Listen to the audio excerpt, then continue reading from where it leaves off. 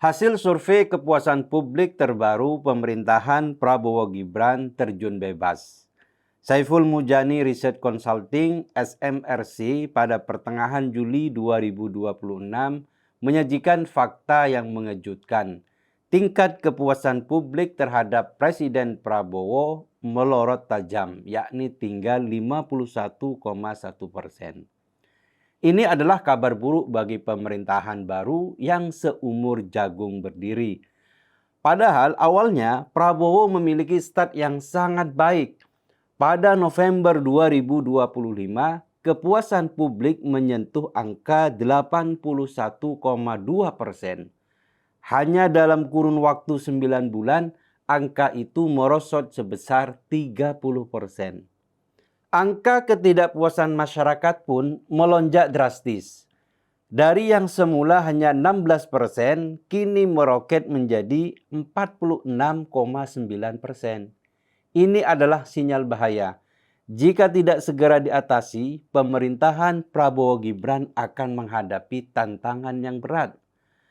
Kita layak menyayangkan bagaimana Presiden Prabowo memformulasikan kabinetnya dan menempatkan figur-figur pilihannya pada pos-pos strategis. Harapan publik hancur ketika program mercusuar yang sangat diunggulkan seperti makanan bergizi gratis atau MBG justru menjadi sarang korupsi. Sungguh ironis dan memilukan melihat Dadan Hindayana, sosok yang ditunjuk langsung dan bahkan dianugerahi berbagai bintang kehormatan oleh Presiden, justru terseret ke dalam pusaran rasuah. Ketidakberesan manajerial ini kian telanjang ketika Nani Esdeyang yang diplot sebagai pengganti Dadan terpaksa berhenti dan mundur hanya dalam waktu 6 minggu menjabat. Itu akibat tekanan publik dan sorotan tajam media sosial atas kekayaan pribadinya yang dinilai tidak wajar. Setali tiga uang dengan itu, kegagalan dalam memilih pembantu juga terlihat pada sektor pengelolaan lingkungan dan agraria. Secara gamblang, seorang penulis Made Supriyatna merangkum persoalan serius pada orang-orang di sekitar Prabowo. Misalnya, Febri Adriansyah, figur yang diberi mandat besar oleh Prabowo untuk mengetuai Satgas Penertiban Kawasan Hutan atau PKH justru terseret kasus mega korupsi yang sangat mencengangkan. Penggeledahan di kediamannya menemukan barang bukti uang sitaan bernilai ratusan miliar rupiah serta tumpukan emas batangan yang secara sarkastis disebut lebih berat dari emas di puncak Monas. Publik pun disuguhkan tontonan teatrikal yang hambar ketika sebelumnya Jampitsus dan Satgas PKH berulang kali memamerkan tumpukan uang sitaan triliunan rupiah di hadapan Presiden. Hal itu dulu yang dengan mata berbinar-binar diumumkan kesuksesan pemindahan jutaan hektar kebun sawit ke PT Agrinas Palma, sebuah entitas bikinan pemerintahan yang sejak awal diragukan akuntabilitasnya. Kondisi serupa terjadi pada program Koperasi Desa Merah Putih atau KDMP yang syarat dengan pengadaan barang tanpa transparansi. Mereka memanfaatkan jalur komando militer untuk pembangunan fisik gedung dan ada banyak kejanggalan lain yang meresahkan. Puncaknya, publik dibuat cemas oleh kehadiran Danantara, sebuah lembaga sovereign wealth fund raksasa yang digadang-gadang mengelola dana hingga 1 triliun dolar AS. Lembaga superholding ini dikritik keras karena beroperasi minim akuntabilitas, di mana keuntungannya tidak dimasukkan ke dalam neraca keuangan negara dan kontrolnya tersentralisasi penuh di tangan Presiden sendiri, tanpa mekanisme checks and balance yang memadai. Rentetan salah pilih pejabat itu memberikan sinyal kuat kepada publik mengenai adanya inkompetensi luar biasa di tingkat elit. Keterputusan sang presiden dari realitas objektif ini diperparah oleh kepungan pasokan informasi yang bersifat asal bapak senang atau ABS dari lingkungan pembantunya. Akibat hanya ingin mendengar laporan yang membuai telinga, Prabowo kerap melemparkan data yang tidak faktual dan bombastis ke publik yang justru menjadi bumerang bagi kredibilitasnya sendiri. Salah satu contoh paling mencolok adalah klaim tak berdasar mengenai keuntungan atau perputaran uang dari program penggilingan padi yang disebut-sebut mencapai 2 triliun rupiah dalam 1 bulan.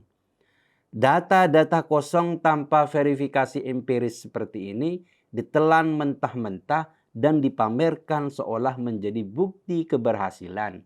Padahal semua orang tahu bahwa realitas di lapangan sama sekali tidak sinkron.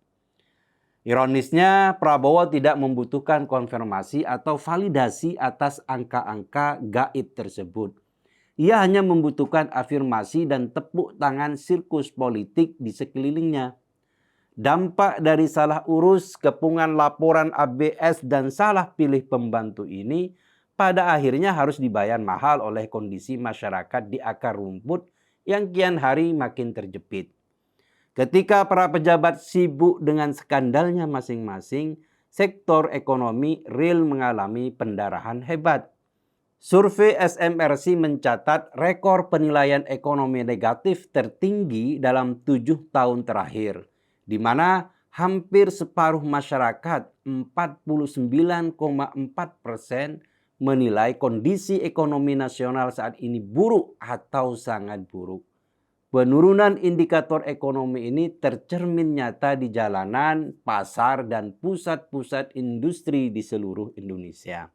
Di sektor makro, indeks harga saham gabungan terjun bebas hingga nilainya terpotong 30% dibandingkan dengan tahun lalu. Nilai tukar rupiah pun mengalami depresiasi ekstrim, terpuruk hingga mencapai titik terendah dalam sejarah konversinya terhadap dolar Amerika Serikat. Kombinasi hantaman makro ini langsung merembes ke kehidupan sehari-hari masyarakat biasa. Daya beli masyarakat menurun drastis karena harga barang-barang kebutuhan pokok melambung tinggi, sementara pendapatan tidak kunjung bergerak naik. Gelombang penutupan pabrik terjadi di berbagai wilayah, memicu ledakan pemutusan hubungan kerja atau PHK secara masif dan tidak terkendali.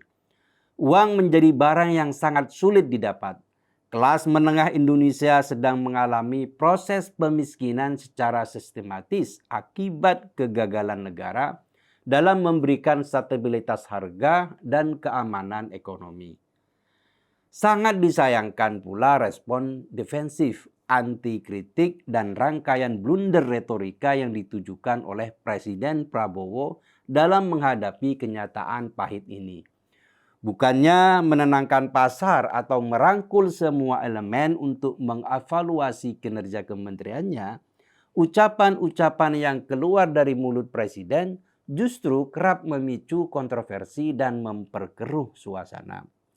Blunder retorika terbaru yang paling menyita perhatian adalah ketika ia secara terbuka menyerang para pengkritiknya yang terdiri dari wartawan, akademisi, pengamat, dan aktivis LSM dengan sebutan Londo Ireng.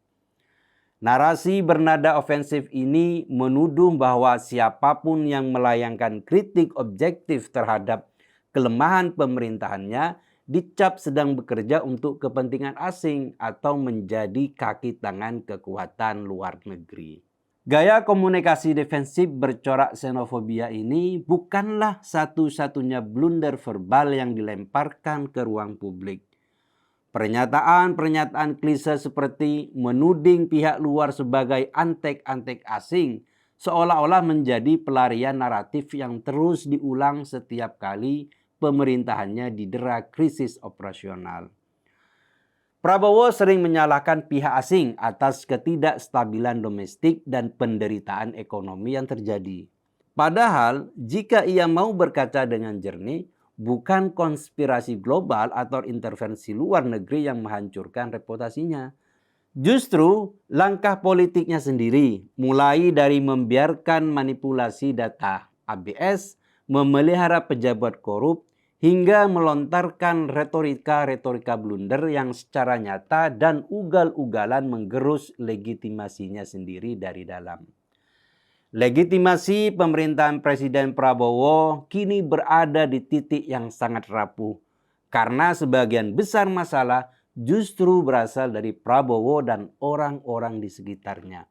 Sungguh disayangkan, start awal yang gemilang itu malah menuju dekadensi dan kemerosotan.